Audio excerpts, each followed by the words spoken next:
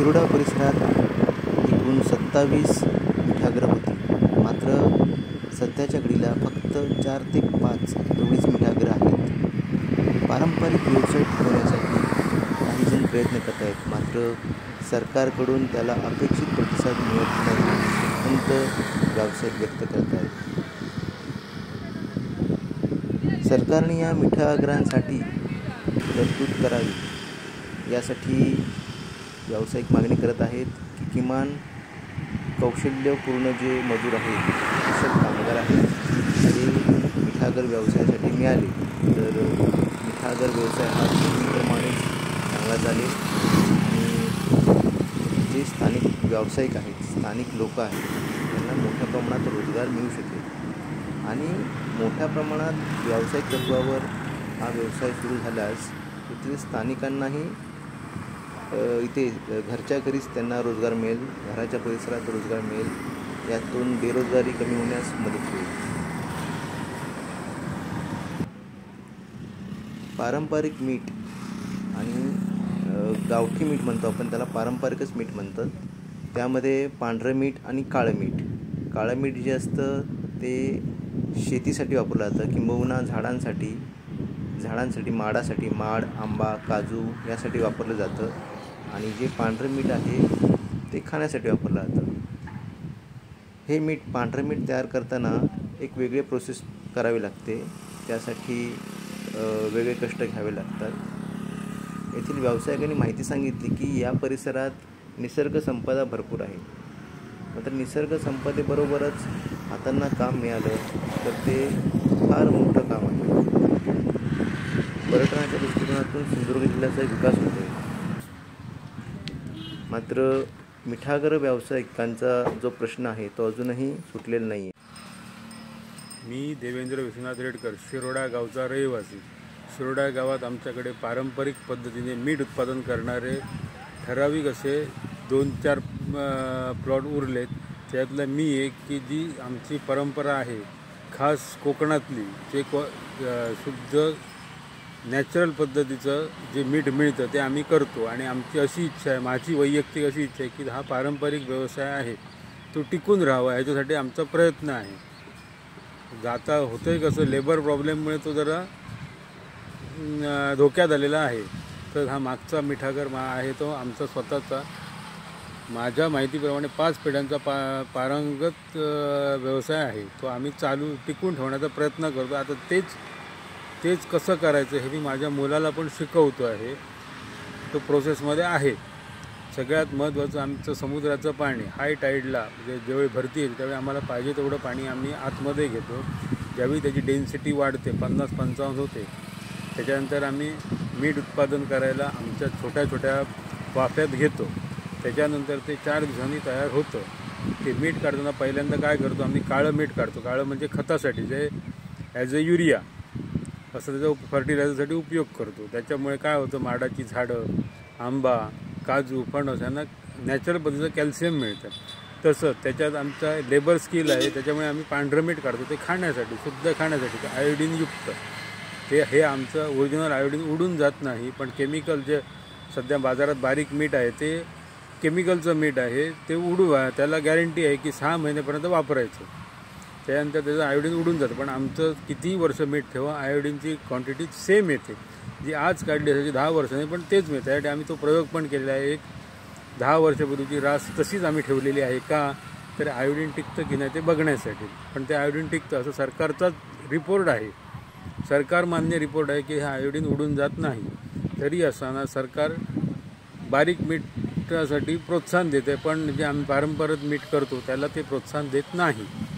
आमचा एवढीच इच्छा आहे वैयक्तिक की हे मीठ टिकून राहावं, हा पारंपरिक व्यवसाय तो टिकावा. याचं कारण ते जे काम करणारी माणसं ते आणि कुठे काम करू शकत नाही, त्यांना हेच काम माहिती आहे, हेच काम करणार हा आमचा प्रयत्न आहे.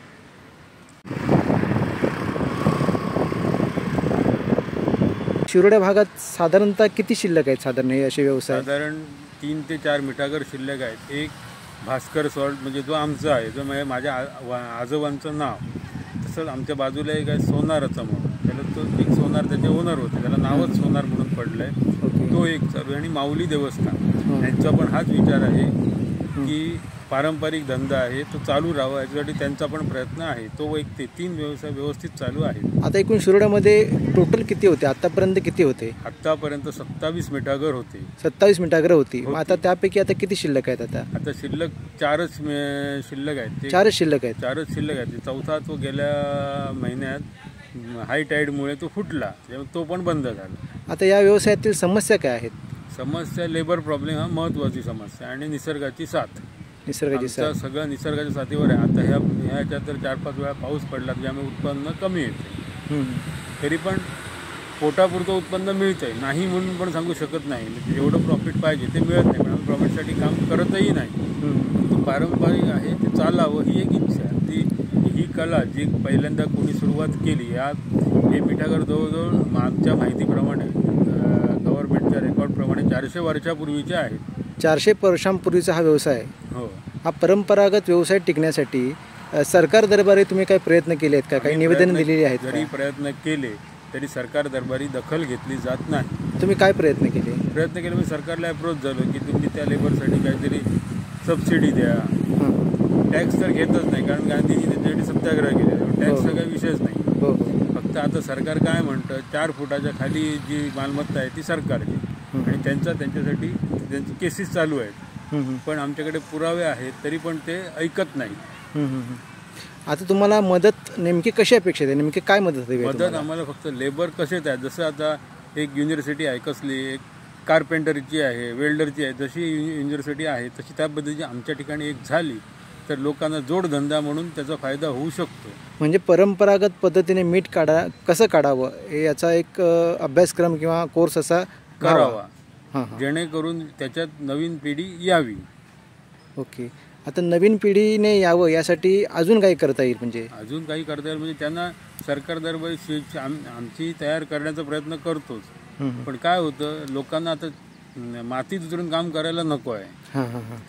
हा मेन उद्देश झाला. कारण तुम्ही बाहेरचं अन्न आणून ते इकडे विकतात, त्यामुळे काय होतं, लोकल मार्केटला कोण विचारत नाही. ओके. सध्याचे आता काळं मीठ जे आहे ते कसं किती रुपये किलो आहे?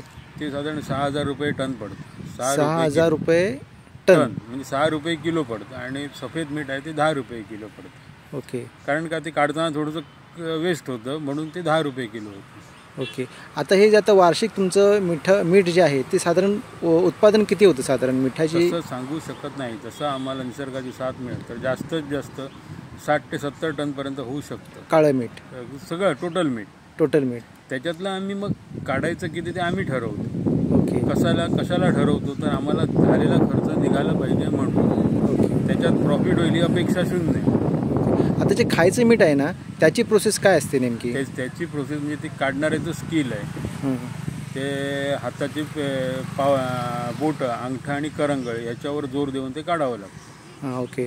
हँडग्लोव्ज वगैरे त्याचा वापर होतो का? वगैरे त्या माणसांना कसला त्रास होत नाही. ओके. चिखलाचा त्रास झाला, मिठाचा त्रास झाला असं काय, कारण आम्ही मीठ आतमध्ये उतरून काढत नाही, ते वर बांधावर उभं राहून काढतो. त्याच्यामुळे तो त्रास होत नाही. फक्त दुपारचं काम करू शकत नाही कारण ऊन एवढं असतं की डोळ्यांना त्रास होतो. ओके. म्हणून आम्ही दुपारी बंद ठेवतो. 11 नंतर बंद, 11 ते 3 पर्यंत बंद. ओके. आता हे जे मीठ आहे, आता आपण आता इथे पाठीमागे जे आता सगळं तयार होते, हे जे मीठ आहे ते तयार होण्यासाठी किती वेळ लागतो? साधारण किती दिवस लागतात? मीठ तयार व्हायला कमीत कमी 1 महिना लागतो. पण त्याच्यासाठी आम्ही काय करतो, खजिना म्हणून एक भाग केलेला आहे, त्यात पाण्याची डेन्सिटी वाढवून घेतो. ओके. साधारण ते 50-55 डिग्रीला आलं की नॅचरली आम्हाला समजतं की याच्यात मीठ होणार. मग ते 50-55 झालं की आम्ही छोट्या छोट्या वाफ्यात घेतो, कारण का ते काढायला सोपं पडतं म्हणून. आणि ते ह्या छोट्या वाफ्यात आले की 4 दिवस लागतात. त्याच्यावर एक तवंग घेतो, साय कशी, ती साय ती मारावी लागते म्हणजे तर एक लाकडी असते रस्त्याने फिरवावं लागतं, ती खाली बसते. हे पाणी, हे मीठ कसं तयार होतं, पाणी आतमध्ये घेतलं की व्हायब्रेशनने पाणी उडून जातं. हातात क्षार ओरिजिनल ते मीठ. त्याच्यात आयोडीन कंपल्सरी असतं.